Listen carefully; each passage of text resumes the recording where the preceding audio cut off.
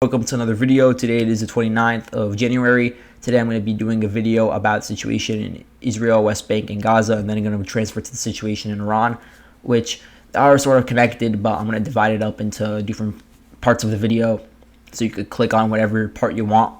But I'm doing this because there hasn't really been that much that occurred in Russia today and in Ukraine, so I just think it would be redundant if I made a video about that instead of talking about much more important topic. So let's start out with what happened in the West Bank. So we're going to start off with what occurred on January 26th in the city here in Jenin, one of the largest cities in the West Bank. It is under control of the Palestinian Authority. It's in Area A of the West Bank. And so this entire area, it's home to the Jenin refugee camp, which is really a hotbed for a lot of weapons, for a lot of these different militant groups that are actively opposed to Israel and the IDF. So you have, for instance, Hamas or PIJ, Fatah in this area. You also have the Jenin Brigade, and you have various local units and local clans that are armed. So you have a lot of street fighting sometimes over here. You have stockpile of weapons and such trades going on over here. And so you have Israeli raids going on a lot of the time, every few months, you could say. And those mainly target weapons, and they try to carry out arrests and other such confiscations or seizures. And so that's what occurred today. They were trying to stop a terror attack. That's what the IDF says. And so the IDF, in conjunction with the anti-terror unit Yamam, they entered Jenin, and there was a firefight between them and, first of all, Al-Qassam Brigade, which is the military wing of Hamas, and then also Al-Quds Brigade, which is the military wing of the Palestinian Islamic Jihad. So in the course of the fighting, you had 4 members of Al-Qassam Brigade and 3 members of the PIJ that were killed, and there were also 3 civilians killed in the course of the fighting. Remember, this is going on just like in the streets of the refugee camp. It's a very dense area. Fighting is going on house to house. So it is a very difficult situation, and it was one of the most lethal raids in a while. So it did cause some international condemnation. It also did cause a really angry response from Hamas itself. And so on the same day, later that day, on January 26th, right before midnight, not Hamas, but the PIJ, fired 2 rockets into the city of Ashkelon. So those 2 were intercepted. And so afterwards, they also launched 3. This was in response to an IDF strike that hit underground facilities in Maghazi. So let's go to Maghazi. I couldn't find the actual geolocation of the strikes on Maghazi, although I was trying to look for it. It's just too difficult. I'm not really familiar with the structure of the streets in Gaza as much as I am with Ukraine. So maybe that's why. But as you can see, this is the general area where Maghazi is located, and there is a refugee camp over here. There are different warehouses that could plausibly be used for military bases or for some production facility. And if you look at the IDF's official Twitter, here they say that they struck this general area. You could see that perhaps under this polygon perimeter, there may have been some rockets manufacturing base. That's what the IDF is alleging. So then in response to this, you had the Al-Qassam Brigade, aka Hamas. They were firing anti-air batteries and anti-air missiles. And then afterwards, that's when you had the 3 more rockets fired. So one of them was intercepted, one hit an open area, and then one fell within Gaza, so it didn't reach its intended target.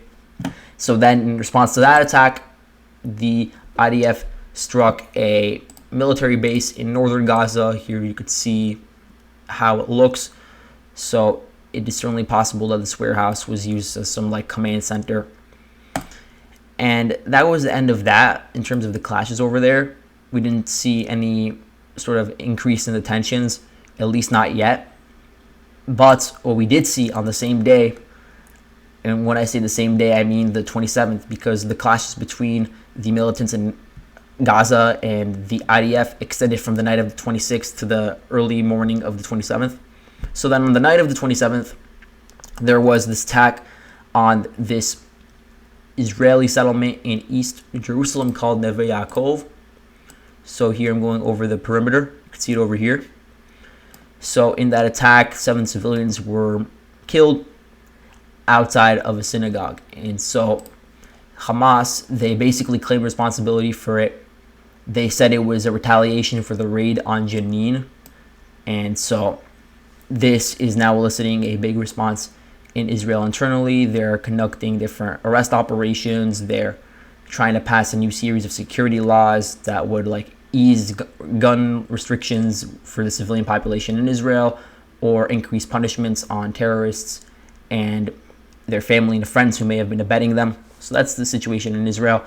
And just remember that Hamas is directly funded and supplied by Iran. And so that could be a potential source of conflict between Israel and Iran. Although I'm going to try to argue that's not exactly why the situation in Iran occurred yesterday and the day before. So let's go into the situation in Iran first. Just remember that over the past few months, there have been constructions of different drone facilities within Iran. Those have been expanded. Here I have geolocation for one of the main Shaheed production facilities in the city of Isfahan. And ever since then, it's only been expanded. But let's go to the actual situation that occurred on the 28th.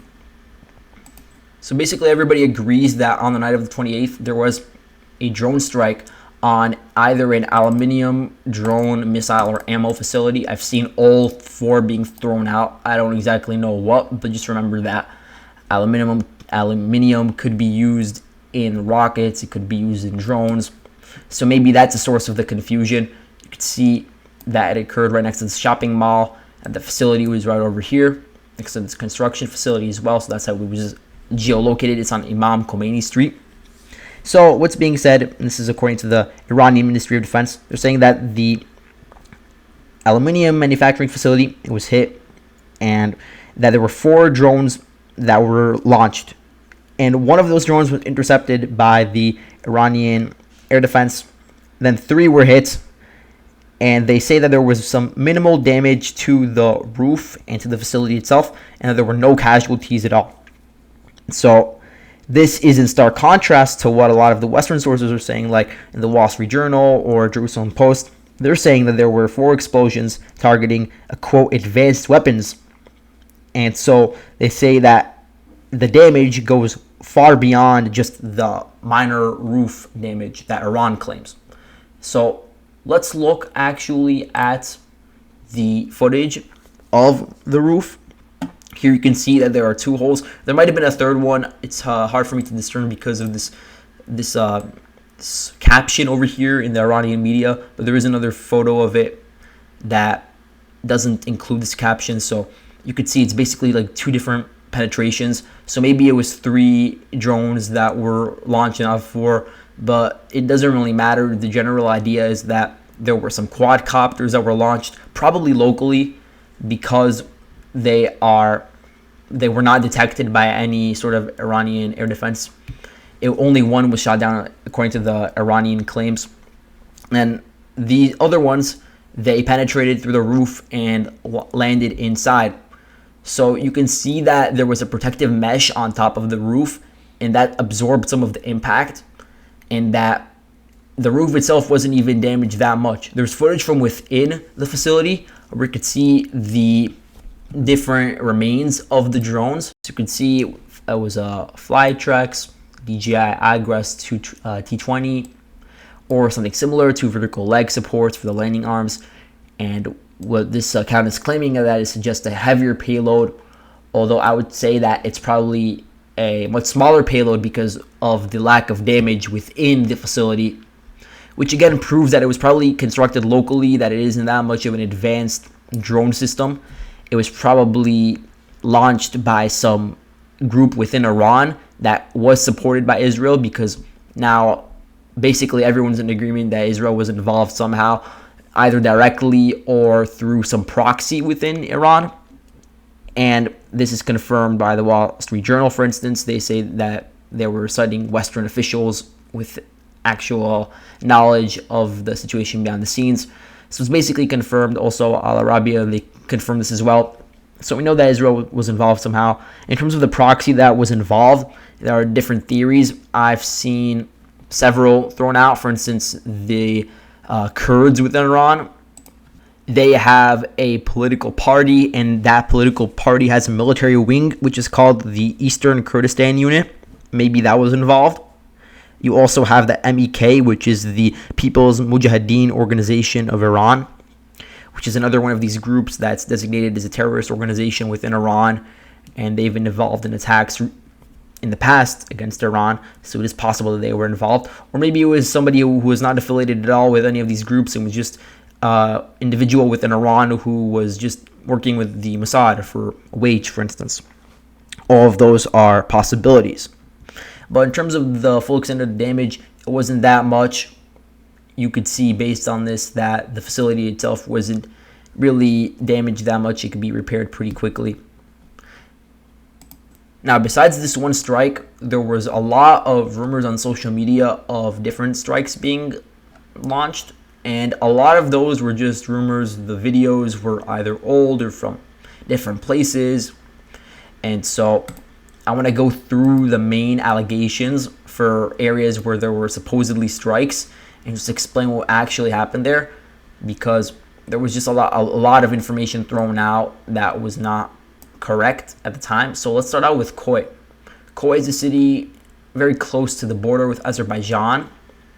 And over here, at the same time as the strikes, there was a magnitude 5.9 earthquake. And so that was like very significant, and it did cause like 3 deaths, if I recall correctly. And so because it coincided with the strikes, people were assuming that maybe the seismic activity was as a result of Israeli airstrikes, not even drone strikes, but airstrikes. And some people were even going as far as claiming that it was some sort of nuclear strike, but that's just over the top. And now the situation has been cleared. It was just an earthquake. Moving on, there was also reported videos from the city of Tabriz. There were fires at oil refineries.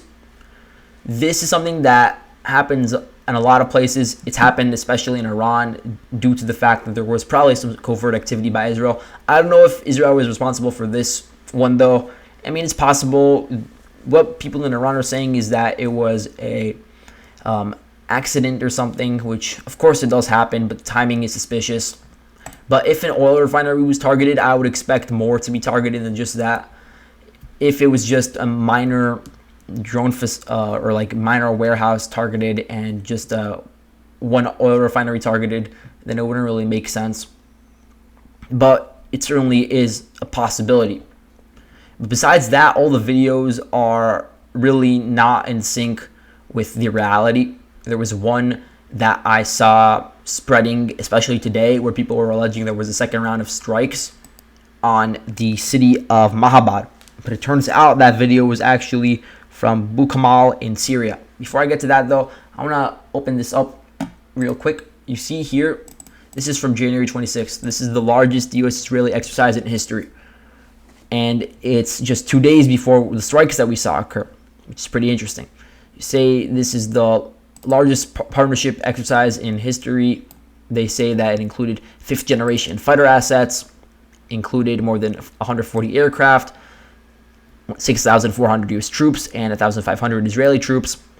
If you look over here, it includes, if you see, it includes a lot of different sort of equipment. It includes HIMARS, MLS rockets being fired, maritime operations, some coordination of air support, and a coordination on land, sea, and air, integrated and unmanned aerial vehicles, strategic bombers, jet fighters, and precision fires. U.S. and Israeli forces conducted long-range strikes, suppression of enemy air defense, electronic attacks, offensive counter and air interdiction, and air operations in the maritime domain. They dropped more than 180,000 pounds of live munitions. And then just a day after, the CIA chief visited Israel and the West Bank. So this guy is called William Burns.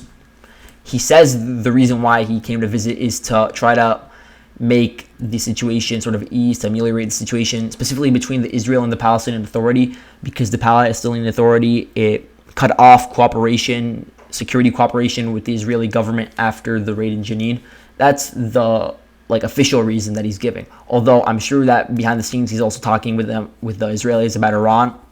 So all the timing coincides. Just remember that the sort of scale of the attack we saw yesterday wasn't as large as it was made out to be. We've seen these attacks happen in the past. So we could expect something similar to go on in the future, and that situation hasn't escalated to the extent that it could have just yet. But moving back to what happened in Syria, you can see that there were explosions near the city of Bukamal. This is within the Syrian government's control, although it's pretty close to the Kurdish zone of control, just across the Euphrates River. So what I'm hearing is that there was a convoy of Iranian trucks that were headed towards Damascus. I heard from Israeli media, they were saying that there were 25 that were headed in that direction. So they crossed over the border crossing. This border crossing is under the control of Kataib Hezbollah, which is not to be confused with the Hezbollah in Lebanon. It's a different group. But this Kataib Hezbollah is basically made up of Shia Muslims in Iraq. So they are working closely together with Iran. And so this entire area is a stronghold for that group. So they crossed the border and they advanced along this area, this convoy, and then it was hit somewhere in this general direction. I don't have the geolocation, but just know it's in this certain area. It's in, you could say, the southeastern part of Syria. So it is pretty far away from Israel. But Israel is basically the main suspect for this attack as well, because the United States denies having any involvement. Of course, they could have lied, but it's not the first time that Israel has struck targets in Syria. They do it basically every week, but usually those strikes are much closer to Israel. In terms of the cities that are struck, you have Latakia, you have Homs, Tartus, Damascus, many different cities that are pretty close to the coast or at least to the border. And now we're seeing one that's actually pretty close to the Iraqi border. It's something that doesn't happen that often. But I will say that in November of 2022, Israel did hit tankers and military trucks in Deir ez-Zur, which is over here. Again, close to the Euphrates River, pretty far away from the border with Israel. They don't want to be in Syrian airspace for that long because they could be attacked by S-300s or the Russian air defense systems that are set up in Syria. But here you can see there was an attack on an Iranian convoy. So what this means is that the Israelis, they're trying to preemptively stop the shipment of equipment to Syria itself and then later into Lebanon, probably due to the fact that it's getting into Hezbollah's hands, and Israel has a geostrategic interest in preventing Hezbollah from getting strengthened because of their position in southern Lebanon. It could also be due to the fact that a lot of these supplies are going to strengthen Syria and going to strengthen Iran's military infrastructure on the border with Israel. That's another concern that they have in lieu of rising tensions, which are only further escalating due to the fact that they have this tit and tat of airstrikes and military buildup. So that's really the situation in Syria, Iran, Israel. In terms of damage done to the trucks, we don't have any information about the casualties. We don't even have any information about the extent of the trucks themselves, but I'm sure we'll get that in the future. So that's really it. Thank you guys for watching. See you guys later.